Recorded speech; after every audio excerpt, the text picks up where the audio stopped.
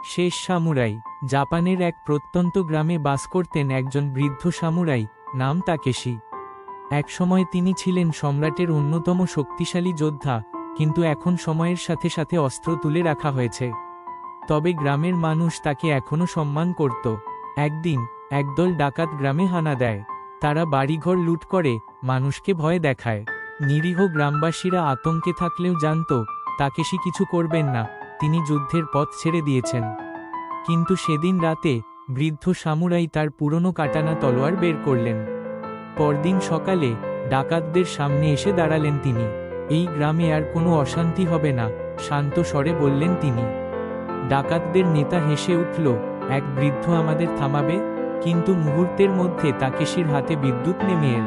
তার তলোয়ার এত দ্রুত নড়ল যে কেউ কিছু বুঝে ওঠার আগেই ডাকাতদের নেতা মাটিতে লুটিয়ে পড়ল। বাকিরা দৌড়ে পালালো।